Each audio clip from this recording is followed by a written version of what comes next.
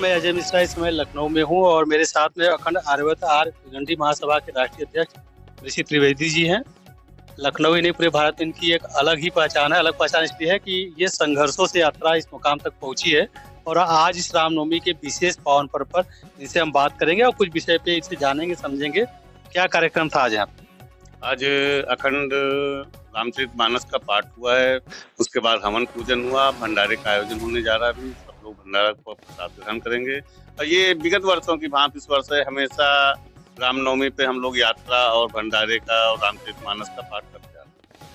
आपका एक राजनीतिक संगठन है, एक तरीके से कह लीजिए, और धार्मिक संगठन भी है। ये दोनों में सामंजस्य किस रूप में बैठाते हैं? क्योंकि जनरली जो राजनीतिक संगठन होते हैं वो धर्म को सिर्फ चुनावी मुद्दे तक ही सीमित रखते हैं, जबकि आपको देखा जाए तो आपका जो धार्मिक संगठन है, जिस तरीके धार्मिक एक्टिविटीज है, आप राजनीति और धर्म को दोनों किस तरीके से लेके चलते हैं। कोई अंतर ही नहीं समझ पाता कि वास्तव में राजनीतिक पार्टी है कि ये धार्मिक पार्टी है। ऐसा है कि हिंदू महासभा आज की नहीं 1915 का एक राजनीतिक दल है, जिससे कि हम पूर्व से जुड़े हुए हैं। और अभी एक नया संगठन भी हमारा अखंड आर्यवर्त आर्य भिगंडी महासभा है, जो कि एक सामाजिक एक धार्मिक संगठन है। और हमारा लक्ष्य ही है कि भारत को हिंदू राष्ट्र बनाना। अब वो हिंदू महासभा का भी उद्देश्य है, अखंड आर्यवर्त आर्य महासभा का भी उद्देश्य है, और एक आम सनातनी होने के नाते सभी का उद्देश्य है कि हमारा देश हिंदू राष्ट्र हो, जिसको लेकर के हम सभी में जागरूकता का अभियान चला रहे हैं और सभी को जागरूक कर रहे हैं और सभी सनातनियों से अपील कर रहे हैं कि कम से कम एक देश तो बचा लो जो हिंदू राष्ट्र हो। आज रामनवमी का खास दिन है, संकल्पों का दिन है, कुछ उद्देश्यों के लिए निर्धारण का दिन है, कुछ लक्ष्य प्राप्ति का दिन है। क्या आज मजबूत विचारधारा, नई क्रांति लेकर के आपने सोचा हाँ अब अगले 1 सालों में ये कार्य करना है बड़ा? सर्वप्रथम तो मैं सभी देशवासियों प्रदेशवासियों को रामनवमी की, राम जन्म की बहुत बहुत बधाई, हार्दिक शुभकामनाएं देता हूं। साथ ही मैं सभी सनातनियों से अपील करता हूं कि आप लोग संगठित हों और आज रामनवमी, जो कि राम जी के जन्म उत्सव मना रहे हैं, उस पर एक संकल्प लें कि हम राम जन्म को इस रूप में बनाएं कि हो सके तो अगला वर्ष जब रामनवमी आए उससे पहले हमारा देश हिंदू राष्ट्र हो। इसके लिए सब लोग आगे बढ़ें और ये रामनवमी पे संकल्प लें। और मैं सभी सनातनियों से अपील करता हूँ कि यात्राएं निकालें, अपने धर्म को मनाएं, अपनी जो हमारी सभ्यता है उसके अनुसार कार्य करें। लेकिन कहीं न कहीं ये धारणा जरूर हर हिंदू के मन में होनी चाहिए कि कम से कम अपने देश को बचा लो, उसको हिंदू राष्ट्र बना लो। नहीं तो जैसे जो अभी योगी जी ने भी कहा है कि बटोगे तो कटोगे, ये सही चीज है, हम बटेंगे तो कटेंगे। अभी कुछ समय पहले, कुछ महीने पहले आपने हनुमान चालीसा की एक मुहिम चलाई थी कि हफ्ते में एक दिन जा करके लोगों को एकत्रित करके आप उनको संगठित करने का प्रयास कर रहे थे और एक धार्मिक चेतना का कार्य कर रहे थे। कितनी सफलता प्राप्त हुई? बहुत अच्छी सफलता मिल रही है। ये मुहिम अभी लगातार चल रही है। प्रत्येक मंगलवार को किसी न किसी मंदिर पे हनुमान चालीसा का पाठ होता है। हमारे सामने डॉक्टर एम के अग्रवाल जी खड़े हैं। ये कंटिन्यू एक लगभग 1.5 से 2 वर्ष हो रहा है, कंटिन्यू हनुमान चालीसा का पाठ कराते हैं प्रत्येक मंगलवार को, सुंदरकांड का।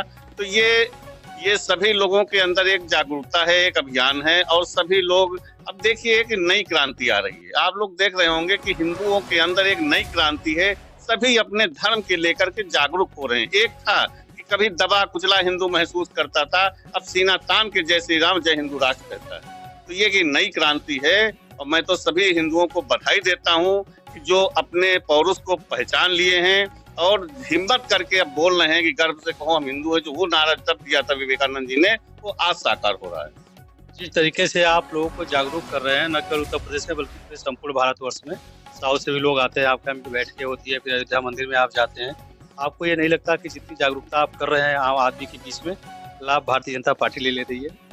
देखिए, लाभ और नुकसान हमारा उद्देश्य है। जिनको राजनीति करना है वो लाभ और नुकसान का काम देखेंगे। हमारा काम है हिंदुओं को जागरूक करना।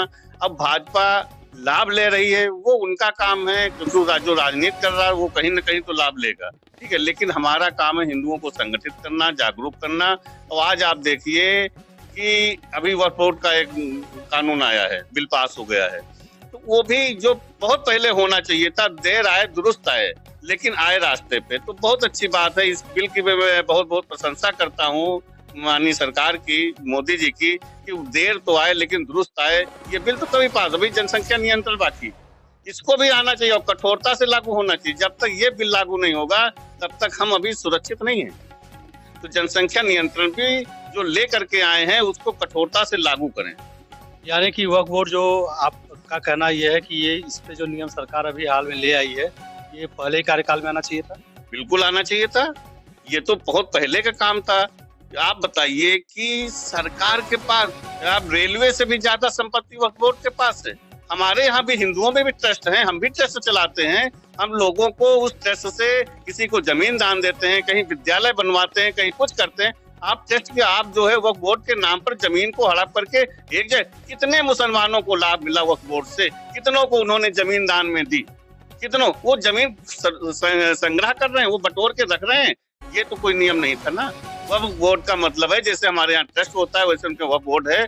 तो वो जमीनें आप ले रहे हो तो जमीनें किसी को दान में दीजिए जो मुसलमानों के काम आए, हिंदुओं को छोड़ दीजिए, मुसलमानों के हित में आए।